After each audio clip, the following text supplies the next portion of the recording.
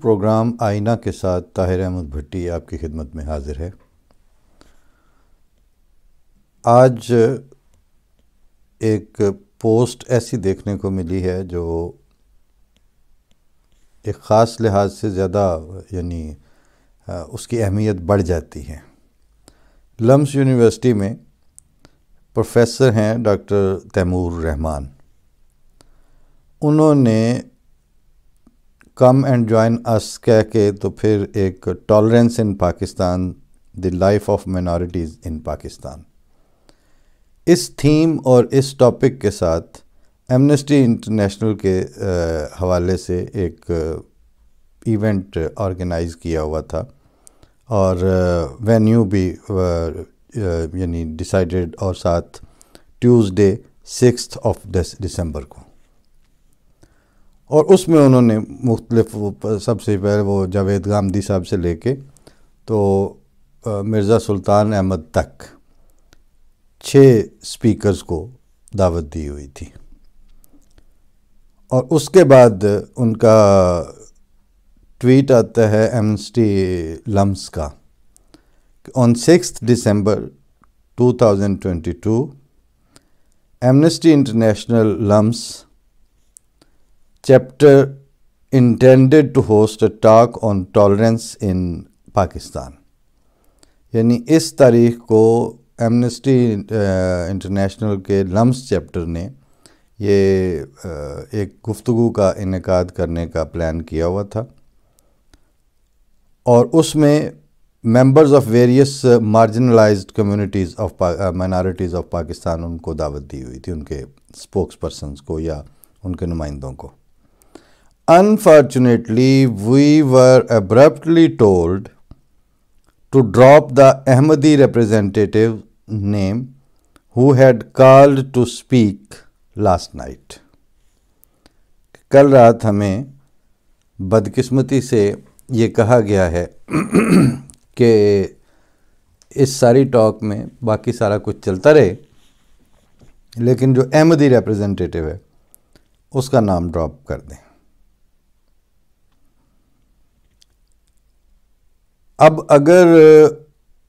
اس کے بعد بھی وہ ٹاک ہوتی ہے تو پھر یہ بات ڈاکٹر تیمور صاحب پہ آتی ہے کہ انہوں نے آپ کے پلان میں ایک ایسے آدمی کا جس پہ نہ کوئی کیس ہے، نہ کوئی پھڈا ہے، نہ کوئی لڑائی ہے، نہ اس نے کوئی مطلوب ہے کسی ان میں میلیشیس قسم کے الزامات میں،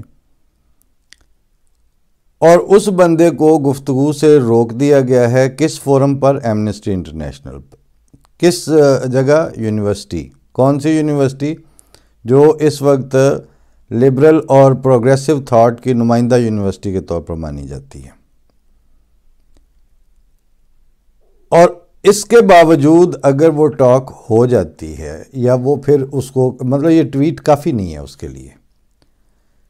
انفارچونیٹلی وی ور ٹولڈ۔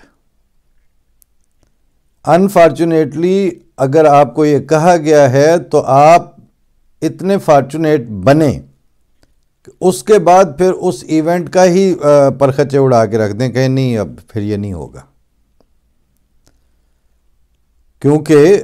ریڑھ کی ہڈی کا مظاہرہ کریں نا پھر۔ اور اس سے ایک دوسری بات بھی ثابت ہوئی کہ جب جو کہ ہم اکثر بات کرتے رہتے ہیں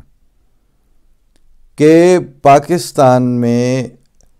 سوشل اور پولیٹیکل انکلوسیونیس کا ٹیسٹ کیس جماعت احمدیہ ہے۔ اگر کسی چیز میں، کسی ایونٹ میں، کسی پروسیس میں، الیکشن کیمپینز میں، الیکشن پروسیس میں، گورنمنٹل سیکٹر میں جو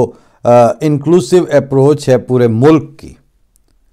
اس میں سے جب تک آپ احمدیوں کو انکلوڈ نہیں کرتے اس وقت تک آپ کی ساری گفتگو ڈھونگ ہے۔ وجہ یہ ہے کہ اس لیے نہیں، عقائد کا تو ایشو ہی نہیں ہے، مسئلہ یہ ہے کہ جو پاکستانی ہے اس کا اسی طرح پاکستانی شہری کے طور پر حق ہے. یہ ویسے کرنے کی باتیں یعنی جسٹ ایک جیسے آپ کے سامنے فاؤنڈیشن لگائی جا رہی ہوتی ہے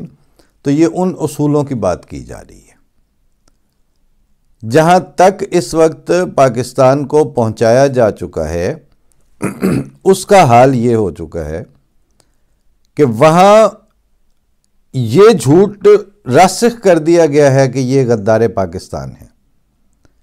یہ اسلام دشمن ہیں، یہ پاکستان دشمن ہیں.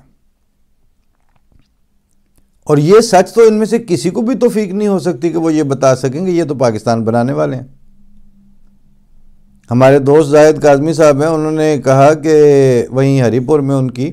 کچھ لوگوں سے گفتگو چل رہی تھی تو انہوں نے کہا کہ بھئی بات یہ ہے کہ آپ کا الزام تراشی کا جو شوق ہے وہ اپنی جگہ پہ، آپ کا دھڑے کٹنے کا جو آپ کو چسکا پڑا ہوا ہے وہ بھی اپنی جگہ پہ، اپنے اپنے دھڑے کا اور اپنی سوچ اور عقیدے والوں کا ساتھ دینے کے لیے سچ کو جھوٹ کہنے کی روایت بھی اپنی جگہ پہ آپ کی. لیکن اگر ایکیڈیمک اور تاریخی تناظر میں دیکھا جائے، وہ چیزیں جن کو تاریخ سپورٹ کرتی ہے، جن کے اوپر کسی اسکالر کو مجال نہیں ہے کہ وہ ان تاریخی حقائق کو بدل سکے، تو انہوں نے کہا کہ مذہبی جماعتوں میں سے یا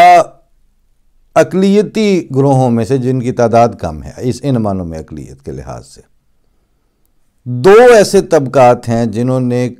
پاکستان بنانے میں قائد اعظم محمد علی جناح کا کھلم کھلا ہر لیول اور ہر سطح پر ساتھ دیا اور ہر طرح سے ساتھ دیا.